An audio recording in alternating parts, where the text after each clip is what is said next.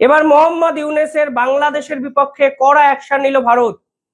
ভারতবর্ষের পক্ষ থেকে director general of foreign trade একটি নির্দেশিকা জারি করেছে।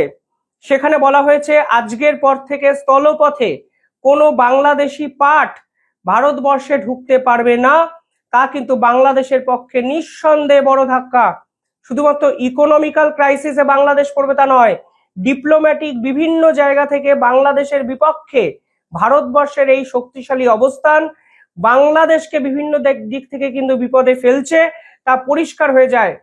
কালকে একটি ভিডিওতে আমি বলেছিলাম ডক্টর জয়শঙ্কর কি বলেছিলেন বোঝার চেষ্টা করুন, এবং আপনি নিশ্চিত থাকুন বাংলাদেশের বিপক্ষে ভারত ফের একবার কোনো কড়া অ্যাকশন নেবে।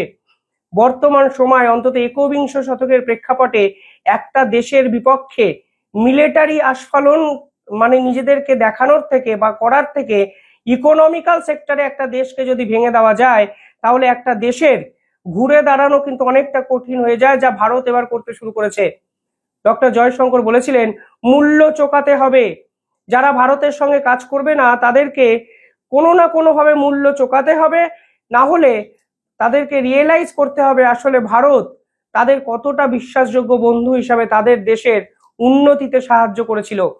আজকের দিনে দাঁড়িয়ে ভারত যে সিদ্ধান্ত নিল, এরপর মোহাম্মদ ইউনূস সরকার অন্তত বুঝতে পারবেন এই একাধিক শিল্প ব্যবসা বাণিজ্য যেগুলো বাংলাদেশের সঙ্গে ভারতবর্ষ একটা একটা করে বন্ধ করছে, তা আসলে বাংলাদেশের অর্থনীতিকে বাঁচিয়ে রেখেছিল, যা মোহাম্মদ ইউনূসের ভুল পলিসির জন্য সম্পূর্ণভাবে শেষ হয়ে গেল। আজকে এই নির্দেশিকায় কি বলা হয়েছে? সেখানে বলা হয়েছে স্থলপথে আর কোনোদিন বাংলাদেশ থেকে পাট ভারতবর্ষে ঢুকতে পারবে না।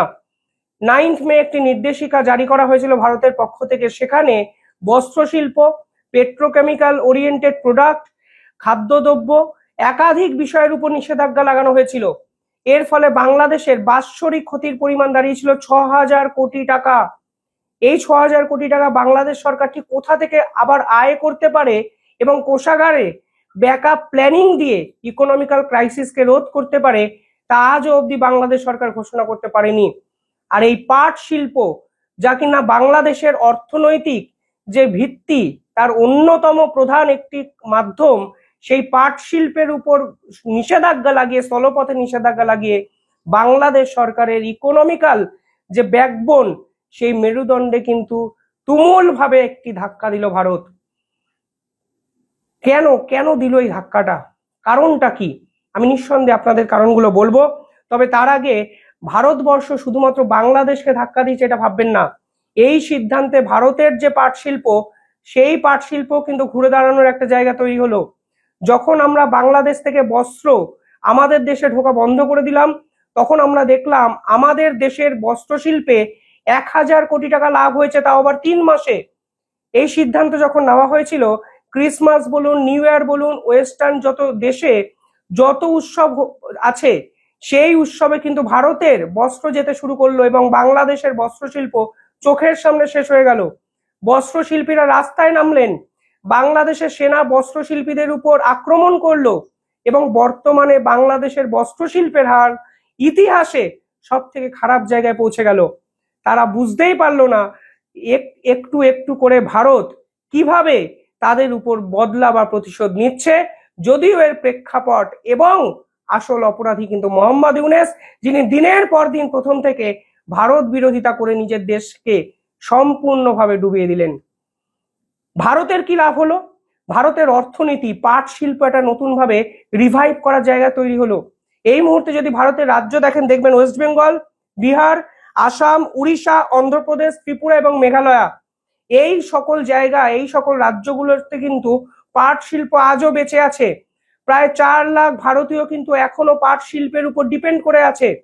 যখন বাংলাদেশি পাট ভারতে ঢুকতো, তখন এই যে ভারতের পাট, যাই পাট তৈরি করা হতো, তার দাম কিন্তু অনেকটা কমিয়ে রাখতে বাধ্য হতেন ভারতীয় পাট শিল্পীরা, কারণ বাংলাদেশের পাটের দাম কম। ফলে সেই বাংলাদেশের পাট কিন্তু ভারতের মার্কেট ডমিনেট করতো কিছু সময়, এবং ভারতের পাটকে দূরে সরিয়ে রেখে বাংলাদেশের পাট ভারতের বিস্তীর্ণ অঞ্চলে কিন্তু ছড়িয়ে পড়েছিল।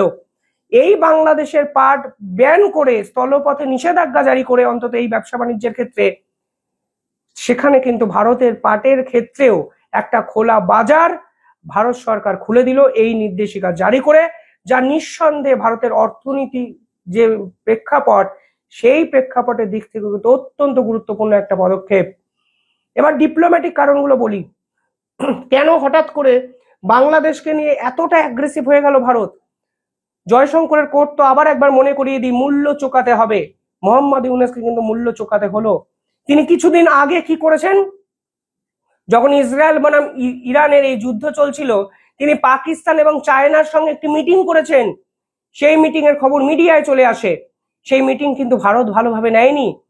তুমি সাউথ ইস্ট এশিয়ায় বেঁচে থাকছো, সাউথ ইস্ট এশিয়ায় পলিটিক্স করছো, ব্যবসা করছো, অথচ ভারতকে টপকে চায়না এবং পাকিস্তানের সঙ্গে গোপন বৈঠক করছো এবং সে বৈঠকের খবর সামনে চলে আসছে।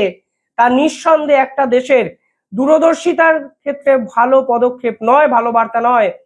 ভারত কড়া মেসেজ দেবে বোঝা গেছিল, এবং বুঝতে পেরেই বাংলাদেশের পক্ষ থেকে আরো একটা বার্তা আসে। সেখানে পরিষ্কার বলা হয়েছে এটি একটি অফিসিয়াল মিটিং ছিল, এটা কোনো অ্যালায়েন্স তৈরি করছে না, কোনো জোট তৈরি হচ্ছে না। দয়া করে ভারত ভুল বুঝবেন না এবং আপনারা ভুল বার্তা দেবেন না। আর এখানেই প্রশ্ন, এমন কি অফিসিয়াল মিটিং এর প্রয়োজনীয়তা হলো হঠাৎ করে যে বাংলাদেশ একসঙ্গে পাকিস্তান এবং চীনের সঙ্গে করলো ভারতকে ছাড়া? ভারতের যায় আসে না। বর্তমানে ভারতের অর্থনীতি বাংলাদেশের উপর ডিপেন্ড করে নেই, বাংলাদেশের অর্থনীতি ভারতের উপর ডিপেন্ড করে আছে। কিছুদিন আগে ট্রান্সশিপমেন্ট ফেসিলিটি বন্ধ করে দেওয়া হয়েছিল বাংলাদেশের জন্য। বাংলাদেশ ভারতের মাটিকে ব্যবহার করে কোনো জায়গায় আর ব্যবসা বাণিজ্য করতে পারতো না।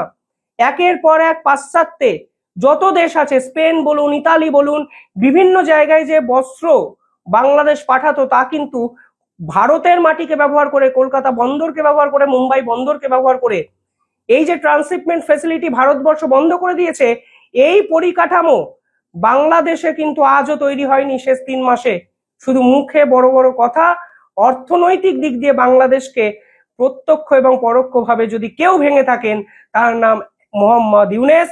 যে ক্ষতি বাংলাদেশে তিনি করলেন, এই ক্ষতিপূরণ আগামী 15 বছরে বাংলাদেশ হবে নাকি অন্তত এখন বোঝা যাচ্ছে না। পরবর্তীকালে 9 মে 2025 ভারতের পক্ষ থেকে বলে দেওয়া হলো ল্যান্ড পোর্ট মানে আর ব্যবহার করতে পারবে না বাংলাদেশ। তোমরা জলপথে ব্যবসা বাণিজ্য করো, কিন্তু জলপথে তুমি ব্যবসা বাণিজ্য করতে যে কস্টিং আর তোমার হবে, তাতে তুমি ব্যবসায়ী লাভ তোমার হবে না। 6000 কোটি টাকার ধাক্কা বাৎসরিক বাংলাদেশ সরকার কিন্তু খেলো ভারতের এই পদক্ষেপে। তারপরও বাংলাদেশ থামলো না। বাংলাদেশ চীনকে নিয়ে লালমনিরহাট এয়ারবেস তৈরি করার কথা ভাবলো, যেটি শিলিগুড়ি করিডোরের কাছে, একদম শিলিগুড়ি করিডোরের কাছে হঠাৎ করে মিলিটারি বেস তৈরি করছে বাংলাদেশ। ভারতবর্ষ বুঝতে পারলো এর পিছনে এক গোপন ষড়যন্ত্র লুকিয়ে আছে, যা চীনের সঙ্গে বাংলাদেশ করছে, পাকিস্তানের সঙ্গে বাংলাদেশ করছে। মোহাম্মদ ইউনূস পরিষ্কার বললেন 7 সিস্টার ল্যান্ডলক বাংলাদেশ দ্বারা ঘেরা, এবং বাংলাদেশ নাকি এই জায়গার অভিভাবক। ডক্টর জয়শঙ্কর বললেন বাংলাদেশ ভুলে যাচ্ছেন, আমাদের উপকূলের যে সীমানা তা কিন্তু বাংলাদেশের থেকে বড়, প্রায় 7000 কিলোমিটার। দয়া করে আপনারা ভাববেন না আপনাদের দ্বারা আমরা ঘিরে আছে, আমাদের দেশটা আমাদের ঘেরা আছে, সেটা নয়। লড়াইটা ঠিক সে সময় শুরু হয়েছিল। তবে কিছুদিন আগে ঢাকায় যেরকম ভাবে মন্দির ভাঙার দৃশ্য ভিডিও আমরা দেখলাম, ভারত সরকার স্টেটমেন্ট দিল পাল্টা, তাতে বোঝা যাচ্ছিল ভারতবর্ষ ফের একবার কোনো না কোনো অ্যাকশন নেবে। ওদিকে 7 সিস্টার্সে জাপানের সঙ্গে ইনফ্রাস্ট্রাকচার ডেভেলপমেন্ট হচ্ছে, একাধিক হাইওয়ে তৈরি হচ্ছে। বাংলাদেশকে টপকে, চট্টগ্রাম বন্দরকে টপকে মায়ানমারে কালাদান প্রজেক্ট হচ্ছে। জাপান 7 সিস্টার্সে ইনফ্রাস্ট্রাকচার ডেভেলপমেন্ট করছে। অন্যদিকে ইকোনমিক্যাল সেক্টরে একের পর এক সিদ্ধান্ত নিয়ে বাংলাদেশের অর্থনৈতিক মেরুদণ্ডটা ভেঙে দিচ্ছে ভারতের এই ফরেন ট্রেড ডিপার্টমেন্ট। নিঃসন্দেহে বড় বড় ঝটকা। আপনি মানে গোপন করে চীন এবং পাকিস্তানের সঙ্গে মিটিং করবেন আর ভারত কিছু বলবে না, এতটা দৈন্যদশা ভারতের আসেনি। আপনি দিনের পর দিন মন্দির ভাঙবেন, দিনের পর দিন হিন্দুদের উপর নির্যাতন করবেন, ভারত শুধুমাত্র স্টেটমেন্ট দেবে, এতটাও খারাপ অবস্থা অন্তত বাংলাদেশকে নিয়ে ভারতের বর্তমানে আসেনি। আপনি ব্রিটেনের থেকে ডিফেন্স সিস্টেম আনতে চাইছেন শুধুমাত্র ব্রিটেনের কাছে পাত্তা পাওয়ার জন্য, আর ভারতবর্ষ আপনার বিপক্ষে কোনো পদক্ষেপ নেবে না, তা তো হতে পারে না।